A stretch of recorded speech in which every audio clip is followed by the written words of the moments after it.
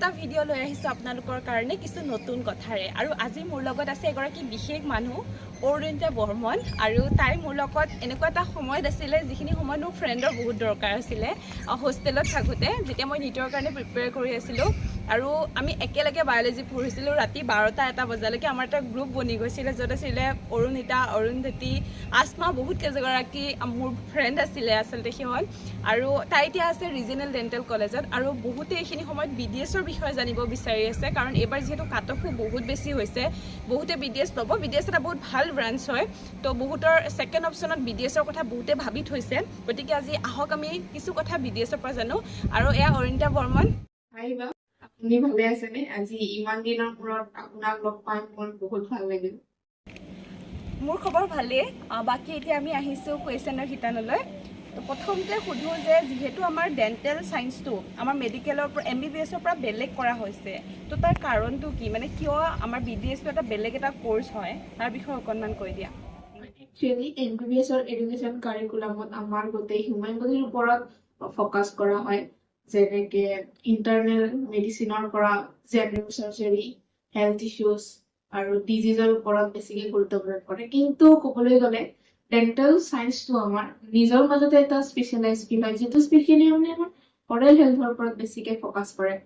যেনে আমাৰ দাঁত হওক, গামছ হওক, এইবিলাক জ চাৰ্জাৰী হওক, এইবিলাকৰ ওপৰত মানে বেছিকে ফ'কাছ কৰে। তাৰোপৰি ডেণ্টেল যিবিলাক প্ৰচিডিউৰ আছে, ৰুট কেনাল ট্ৰিটমেণ্ট হওক, অৰ্থডন্টিক ট্ৰিটমেণ্ট হওক, অৰেল মানে প্ৰস্থেটিক ডিজাইনিং হওক, সেইবিলাক প্ৰচিডিউৰৰ কাৰণে আমাক আমাৰ অৰেল হেল্থৰ ওপৰত মানে এটা ডেপথ নলেজ তথা মানে এনাটমিৰ বহুত দৰকাৰ, যিটো মানে জেনেৰেল মেডিচিনত মানে কভাৰ কৰাটো ইজি কথা নহয়। তো সেইকাৰণে মানে ডেণ্টেল ছায়েন্সটো পিছলৈ গৈ MBBSৰ পৰা বেলেগ হৈ গ'ল।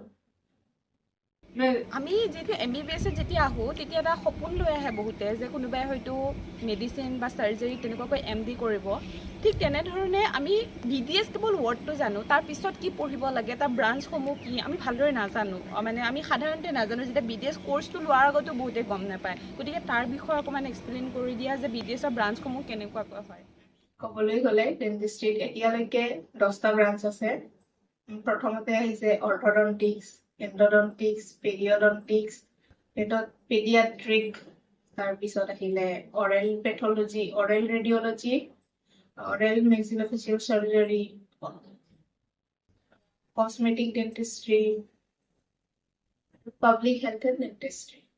আৰু মই একদম ৰিয়েলিটিত থাকি পেলাই যদি কথা কওঁ, চবেই কোনেও BDS পঢ়িম বুলি নীট এক্সাম নিদিয়ে, চবেই MBBSৰ কথাই ভাবে। তো তাৰপিছত বহুতে ভাবে যে মই BDS কৰি হয়তো দুখত থাকিম, মোৰ ভাল নালাগিব। কিন্তু মই তোমাৰ লগত কথা পাতি গম পাইছোঁ যে তুমি বহুত হেপ্পী আছা তোমাৰ নিজৰ ব্ৰাঞ্চত, আৰু সদায় থাকিব লাগে, সেইটো সদায় ৰাখিবা নিজৰ লাইফত। কিন্তু তুমি কেনেকৈ মটিভেট কৰিবা, কেনেকৈ ক'বা যে তোমাৰ কেনেকৈ ইণ্টাৰেষ্ট আহিলে যে BDSৰ ওপৰত, কাৰণ তুমিও সেইখিনি সময়ত তোমাৰো বেয়া লাগিছিলে। তো কেনেকৈ তুমি সেইটো বস্তু হেণ্ডেল কৰিছা, তাৰ বিষয়ে তোমাৰ জুনিয়ৰখিনি কোৱা, তেওঁলোকে কেনেকৈ হেণ্ডেল কৰিব লাগে, কেনেকৈ ইণ্টাৰেষ্ট আনিব লাগে নিজৰ ছাবজেক্টটোত, BDSটো কেনেকৈ ভাল পাব পাৰি।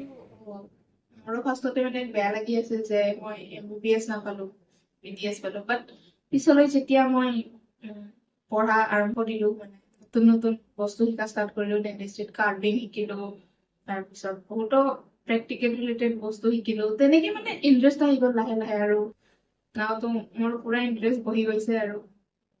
আৰু কোৱা যে BDSৰ ফিউচাৰ স্ক'প, মানে কেনেকুৱাকৈ নিজৰ কেৰিয়াৰটো কৰিব পাৰি, কি হ'ব পাৰি BDS কৰি উঠাৰ পিছত। ফিউচাৰ স্ক'পৰ কথা ক'বলৈ গ'লে ডেণ্টিষ্ট্ৰীত বহুত আছে যদি চাবলৈ যায়। প্ৰথমতে আমি ফাৰ্ডাৰ ষ্টাডি কৰিব পাৰোঁ BDSৰ পিছত, আৰু তাৰপিছত কোনোবা যদি ভাবে যে মই আগলৈ ষ্টাডি নকৰোঁ, তো সিহঁতে নিজৰ ক্লিনিক ষ্টাৰ্ট কৰিব পাৰে। তাৰপিছত আৰ্মি ডেণ্টেল কৰ্পত জইন হ'ব পাৰে।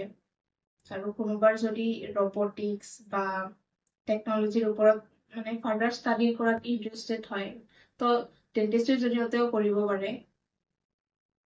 অৰুণিতা ইমানখিনি সময় দিয়াৰ বাবে আৰু ইমান ধুনীয়াকৈ এক্সপ্লেইন কৰাৰ কাৰণে কাৰণ যেতিয়া আমি BDSটো লওঁ সেইখিনি সময়ত আমাৰ মনত বহুত কুৱেশ্যন থাকে যিবিলাকৰ এনচাৰ আমি পাব নোৱাৰোঁ পটককৈ আৰু তাৰ কাৰণে তুমি এজ এ ছিনিয়ৰ তোমাৰ জুনিয়ৰখিনিক বহুত ধুনীয়াকৈ এক্সপ্লেইন কৰিলা মই হয়তো গোটেইখিনি কুৱেশ্যন কভাৰ কৰিব পৰা নাই তোমালোকৰ কুৱেশ্যনসমূহ সুধিবা ডাউটত কাৰণ বহুতে এতিয়া চিট পাইছা অলৰেডি BDSত তো মই সেই ডাউটসমূহ তোমালোকৰ ছল্ভ কৰিব ট্ৰাই কৰিম অৰুণিতাৰ থ্ৰুদি বাকী ভিডিঅ'টো চোৱাৰ কাৰণে বহুত বহুত থেংক ইউ আৰু এনেকুৱা নতুন নতুন ভিডিঅ' পাই থাকিবলৈ পজিটিভ কনকানাক ছাবস্ক্ৰাইব কৰিব লাইক কৰিব শ্বেয়াৰ কৰিব কাৰণ মই 5K এটা গিভ এৱে কৰিম সেইটো কথাও মই অলৰেডি ভিডিঅ'ত দি থৈছোঁ জল্দি জল্দি 5K কৰি দিয়া যাতে কাৰোবাৰ লাভ হয় বাই